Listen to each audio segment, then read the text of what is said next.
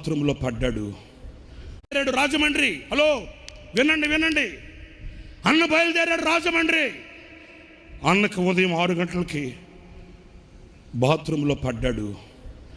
అన్నకి కాలు విరిగిపోయింది. కానీ రాజమండ్రి వెళ్ళాలని డేట్ ఇచ్చాడన్న. ఆరోగ్యం బాగోలేదు, ఒళ్ళు క్షీణించిపోతుంది. అప్పటికే అన్న చాలా కరిగిపోయాడు. ఆ రోజు ఏం జరిగింది? ఉదయం బాత్రూంలో పడ్డాడు, కాలు విరిగింది. అన్న రాజమండ్రి బయలుదేరాడు.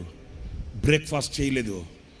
నీకేమైనా అవకాశం ఉంటే వెళ్ళి అన్నను కలిసి బ్రేక్ఫాస్ట్ ఇవ్వగలరా అని అడిగారు నన్ను. పిచ్చోళ్ళలారా, ఏం మాట్లాడుతున్నారు మీరు? వెళ్ళగలరా ఏంటి? ఫార్మేటే.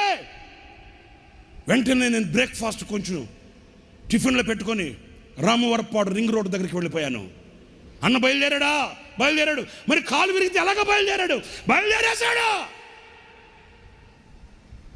వెంటనే పరుగున రామవరపాడు రింగ్ రోడ్ దగ్గరికి వెళ్ళిపోయి సిగ్నల్ సెంటర్లో నిలబడిపోయాను. అన్న కారు కొరకు వేచి చూస్తున్నాను. అన్నకి కాలు విరిగింది. రాజమండ్రి బయలుదేరేశాడట. ఎలాగా ఏంటి?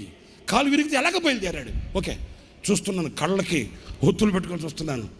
అన్న కారు వస్తూ ఉంది. నేను అన్న కారును చూడక మునిపి అన్న కారులో నన్ను చూశాడట. డ్రైవర్తో అంటాడట, ఈడేంటి ఈరోజు ఆదివారం అయితే ఎక్కడున్నాడేంటి ఈడు? చూశారండి, పనివాడి లక్షణం అది. ఈడు ఎక్కడున్నాడేంటి? కారు వచ్చింది, అడ్డపడ్డాను, చెయ్యాపి అన్న. కారు ఆపాడు. వెంటనే వెళితే గ్లాస్ దింపాడు.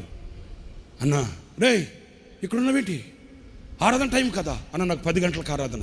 మరి ఇక్కడికి ఎందుకు వచ్చావు? అన్న, మీకు బ్రేక్ఫాస్ట్ ఇచ్చాను. నాకెందుకు రా బ్రేక్ఫాస్ట్? ఆరాధన కదా, నువ్వు అక్కడ ఉన్నారు కదా అన్న. సరే కానీ నేను రాజమండ్రి దాకా వస్తానన్నా. నాకు తెలుసు అన్న మనసు నాకు తెలుసు.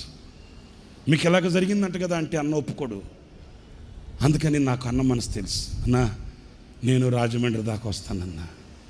ఎందుకురా? కాదన్నా, రాజమండ్రి దాకా వస్తాను. కాదురా, నీకు ఆరాధన ఉంది కదా, నువ్వు వెళ్ళరా అన్న. కాదన్నా.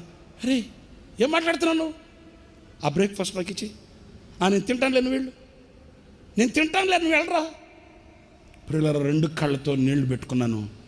వెనకడుగు వేసిన కారు వెళ్ళిపోయింది. విజయవాడ టు రాజమండ్రి విరిగిన కాలు మడత పెట్టుకుని రాజమండ్రి వెళ్ళి విశ్వనాథ్ని పిలిచి, నీకు కార్డ్లెస్ మై కొనిపెట్టాను కదా, అదేది. అప్పటికే విశ్వనాథ్కి ఫోన్ వెళ్ళింది. విశ్వనాథ్ అన్నాడు, అన్న కాలు విరిగిందంట కదా, ఎందుకు వచ్చారు మీరు? ఎట్లా భరించారన్నా? నాకు కాలు నొప్పి కంటే నా బిడ్డలు ఎదురు చూస్తున్నారన్న బాధ ఎక్కువగా ఉందిరా. నా కాలు విరిగిపోయింది కాదనట్లేదు. నా కాలు విరిగిన బాధ కంటే నా బిడ్డల దేవుని వాక్యం కొరకు వేచి చూస్తున్నారే, నా బిడ్డల దేవుని వాక్యం కొరకు ఎదురు చూస్తున్నారే, వారిని నేను ఆశీర్వదించాలి, నా బిడ్డల్ని ఆశీర్వదించాలి అనే బాధ. నా ప్రియమైన సహోదరులారా, పనివాళ్ళు కావాలి. ఎలాంటి పనివాళ్ళు కావాలి? ఎలాంటి పనివారు కావాలి? ఎలాంటి పనివారి మీద అభిషేకం కుమ్మరించబడుతుంది.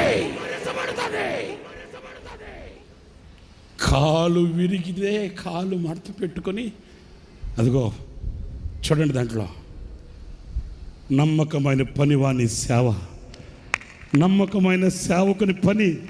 అదిగో చూడండి, ఆ ఎల్ఈడిలో చూడండి, కారులో కూర్చొని దేవుని మాటలు వినడానికి వచ్చిన ఆ ప్రజలను దీవించి ఆశీర్వదించి తన బిడ్డల్ని కనులారా చూసుకొనిన నమ్మకమైన పనివాడు.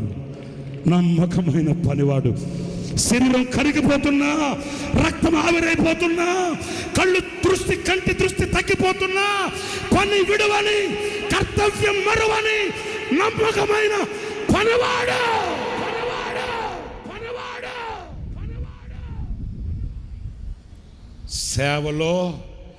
సేనలో పనిచేసే పనివాడు కావాలి. ఆగస్టు 8వ తేదీన ప్రభు దగ్గరికి వెళ్ళిపోయాడు మన తండ్రి. ఆగస్టు 8, వినండి, మీకు తెలియాలి ఇవి. ఆగస్టు 8వ తేదీన ప్రభు దగ్గరకు వెళ్ళిపోయాడు. ఆగస్టు 1వ తేదీన బైబిల్ సెమినార్ ప్రారంభించబడింది. ఆగస్టు 1 బైబిల్ సెమినార్, ఆగస్టు 8 ప్రభు సన్నిధికి వెళ్ళిపోయాడు ఆయన. మధ్యలో ఎన్ని రోజులు ఉన్నాయేంటి? గట్టిగా ఎత్తుకుంటే 7 రోజులు.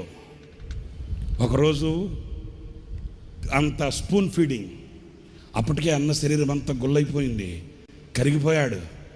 8 రోజుల నిడివిలో ఏదంతా మెత్తగా చేసి ఒక స్పూన్ పెడితే తినుకున్నాడు.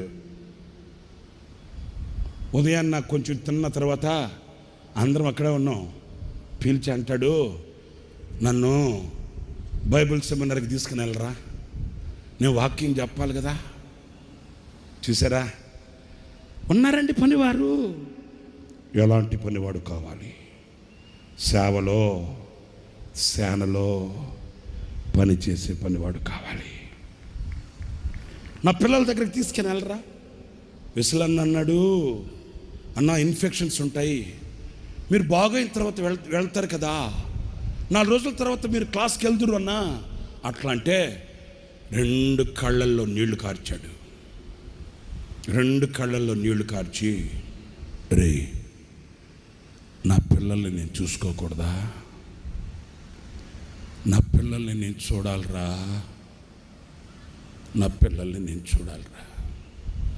ఆయన కళ్ళల్లో నీళ్లు చూడగానే ఏం చేయాలో అర్థం కాక ఆయన మంచాన్ని అట్లాగే బయటకు పట్టుకొచ్చేసి బైబిల్ సెమినార్కి తీసుకెళ్ళి ఆ బైబిల్ సెమినార్ పిల్లలకి కనబడేటట్లు మంచాన్ని ఇట్లా ఏటవాలుగా పెడితే మైక్ కూడా పట్టుకోలేని పరిస్థితుల్లో మేము ఒకరు మైక్ చేతి దగ్గర పట్టుకుంటే మరణమనే మంచం మీద పడుకొని కూడా తన బిడ్డల్ని కళ్ళారా చూసుకొని 30 గంట వాక్యం చెప్పాడు వాళ్ళకి.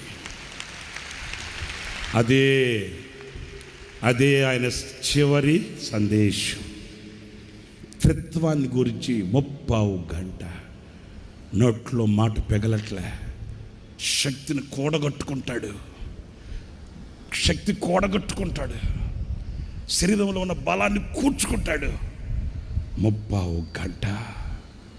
నా ప్రియులారా, ఈ చరిత్రని మీకు ఎందుకు చెప్తున్నాను? ఏదో నా ఆత్మీయ తండ్రిని పొగుడుకోవడానికి కాదు, మీ దగ్గర మన్నను పొందడానికి కాదు. మేము చూచిన పనివాడు అట్లాంటి వాడు, మా ముందున్న మాదిరి అట్లాంటి వాడు, మేము నేర్చుకున్న హితోపదేశం అట్లాంటిది. ఈనాటికి దేవుడు మాకు ఇచ్చిన కృపని తలంచుకుంటూ, దేవుడు మాకు ఇచ్చిన కృపని ఆధారం చేసుకొని, దేవుడు మాకు ఇచ్చినటువంటి బలాన్ని కూడగట్టుకొని ఆ తండ్రి అడుగు జాడలను చూస్తూ దేవుడు మాకు ఇచ్చిన ఈ పరిచర్యని భుజస్కంధాల మీద పెట్టుకొని బాధ్యతతో భారంతో ముందుకు వెళుతున్నాం. అవును, ఈ రాత్రి నేను ఈ మాటలు మీతో ఎందుకు చెప్తున్నాను? ఆ నమ్మకమైన పనివాని మీద కుమ్మరించబడిన అభిషేకమే ఈ రాత్రి మీ అందరి మీద కుమ్మరించబడును గాక. ఆ నమ్మకమైన పనివాని మీద కుమ్మరించబడిన అభిషేకమే ఈ రాత్రి మిమ్మల్ని అందరినీ త్రాకును గాక. ఆ నమ్మకమైన పనివాని మీద కుమ్మరించబడిన అభిషేకమే నీ తరికి చేరుగాక, నీ తల మీదకి వచ్చుగాక.